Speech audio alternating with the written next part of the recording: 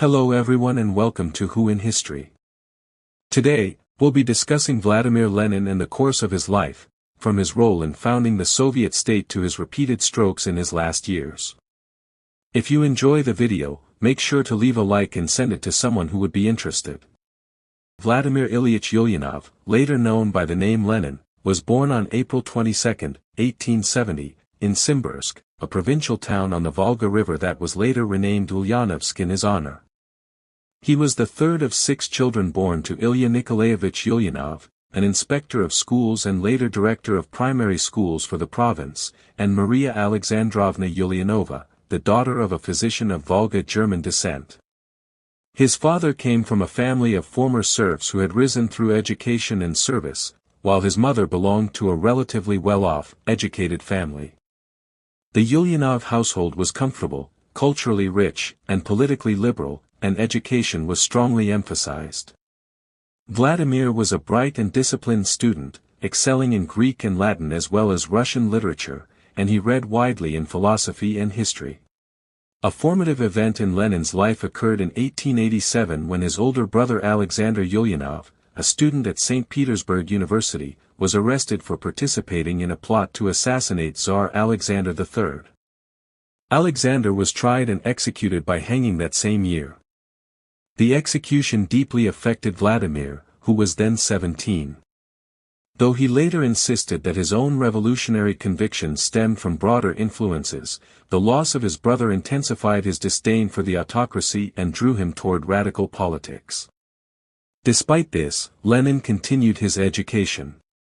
He enrolled at Kazan University in the fall of 1887 to study law but was soon expelled after taking part in a student demonstration. Placed under police surveillance and barred from the university, he immersed himself in reading revolutionary literature, particularly the works of Karl Marx.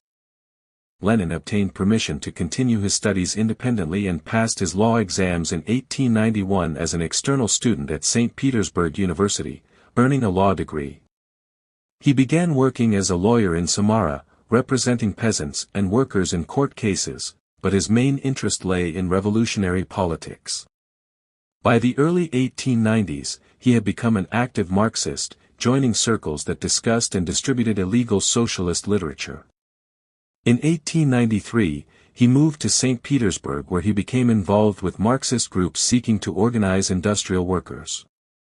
He quickly distinguished himself as a capable theorist and organizer, writing articles and pamphlets that criticized the populist Narodnik movement for relying on peasant uprisings rather than industrial workers as the driving force of revolution. In 1895, Lenin helped establish the Union of Struggle for the Emancipation of the Working Class, a Marxist group dedicated to uniting small workers' circles into a broader revolutionary movement. The same year, he traveled abroad to Switzerland, where he met prominent Marxists such as Georgy Plekhanov. Back in Russia in 1897, he was arrested and was sentenced to 3 years' exile in the Siberian village of Shushenkoy. During exile, he married Nadezhda Krupskaya, a fellow revolutionary and Marxist teacher. He spent much of his time in Siberia studying, working, and corresponding with other revolutionaries. In 1899, he published The Development of Capitalism in Russia, a major work of Marxist economics that analyzed how capitalism was taking root in Russia and argued that the industrial working class would inevitably grow and become central to revolutionary change. After completing his exile in 1900, Lenin left Russia and joined other émigré Marxists in Europe. He co-founded the newspaper Iskra, The Spark, aimed at spreading Marxist ideas and uniting Russia's scattered socialist groups into a centralized party. Lenin clashed with other Marxists, particularly over organizational principles. At the Second Congress of the Russian Social Democratic Labour Party, RSDLP, in 1903, a split occurred. Lenin argued for a tightly organized party of professional revolutionaries, disciplined and centralized, while his opponents favored a looser, more democratic structure. The result was the division between the Bolsheviks, led by Lenin, and the Mensheviks, led by Julius Martov. This split would shape the future of Russian socialism. Over the next decade, Lenin lived primarily in exile in Switzerland, Germany, and other European countries, writing extensively and building the Bolshevik faction. He argued that Russia, though economically backward, could be the site of a proletarian revolution if guided by a disciplined revolutionary party. He emphasized the need for democratic centralism, in which open debate was allowed within the party, but once a decision was reached, strict unity in action was required. He also advocated the use of both legal and illegal methods of struggle, from strikes and demonstrations to underground propaganda and armed insurrection. Lenin returned to Russia during the Revolution of 1905, a wave of strikes and uprisings triggered by defeat in the Russo-Japanese War and the massacre of workers on Bloody Sunday. He worked to strengthen the Bolsheviks' role in the uprising, but the revolution ultimately failed, and Lenin fled abroad once again. Over the next years, he continued to write and argue with rival Marxists, producing works such as Materialism and Empirio-Criticism, 1909, a defense of dialectical materialism against philosophical critics, and What is to be Done, 1902, a seminal text outlining his vision of a vanguard party. World War I brought another turning point. In 1914, Lenin denounced the war as an imperialist conflict between rival capitalist powers and called on socialists to oppose it by turning the war into a revolutionary struggle against their own governments. This stance put him at odds with many European socialist parties, which supported their national governments during the war. Living in exile in Switzerland, Lenin sharpened his revolutionary positions, insisting that Russia was on the verge of a crisis that could bring down the Tsarist regime. In February 1917, mass protests in Petrograd over food shortages and the strain of the war escalated into a revolution that forced Tsar Nicholas II to abdicate. A provisional government was established, dominated by liberals and moderate socialists, while workers' and soldiers' Soviets, councils, also emerged as centers of power. When Lenin learned of the Tsar's overthrow, he saw the opportunity for the Bolsheviks to seize power. With German assistance, he traveled in a sealed train across Europe and returned to Petrograd in April 1917. There, he issued the April Theses, demanding all power to the Soviets, an immediate end to the war, land for the peasants, and bread for the workers. His radical program shocked even some fellow Bolsheviks but resonated with the discontent of workers and soldiers. Throughout 1917, Lenin worked tirelessly to steer the Bolsheviks toward insurrection. During the July days, when armed demonstrations broke out in Petrograd, the government cracked down on the Bolsheviks, forcing Lenin into hiding in Finland. From there, he wrote State and Revolution, a major theoretical work arguing for the necessity of smashing the bourgeois state and replacing it with a dictatorship of the proletariat based on Soviets. By autumn, the provisional government under Alexander Kerensky had lost support, while the Bolsheviks gained majorities in key Soviets. Lenin pressed his party to prepare for an armed seizure of power.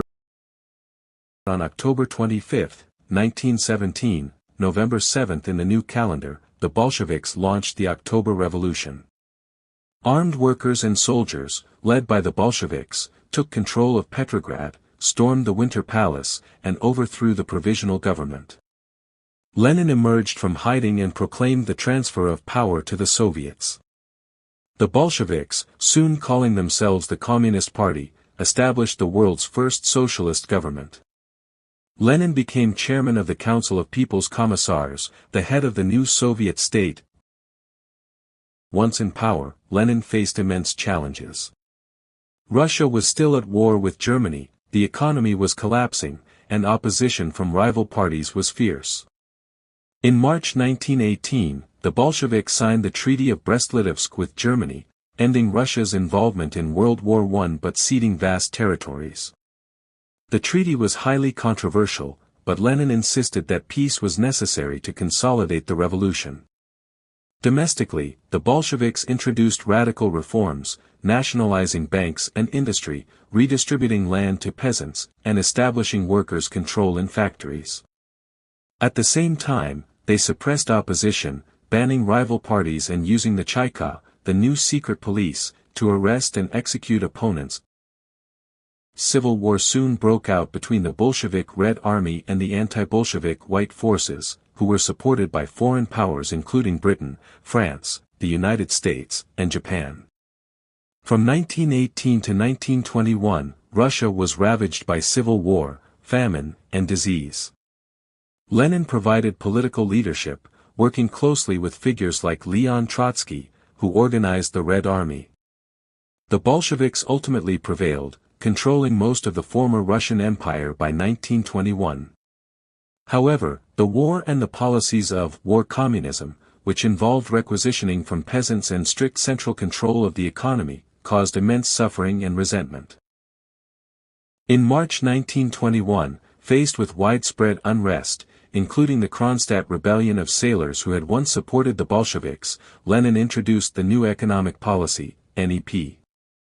This policy reintroduced limited private trade and small-scale private enterprise while maintaining state control of major industries, aiming to revive the shattered economy. The NEP stabilized the situation and allowed some recovery, but it was seen by Lenin as a temporary retreat. Lenin's health began to fail in the early 1920s. In 1922, he suffered his first stroke, which left him partially paralyzed. He withdrew from active politics for periods but continued to write and dictate notes. In his final writings, sometimes referred to as his testament, he expressed concerns about the future of the party and criticized leading figures, including Joseph Stalin, whom he found rude and dangerous.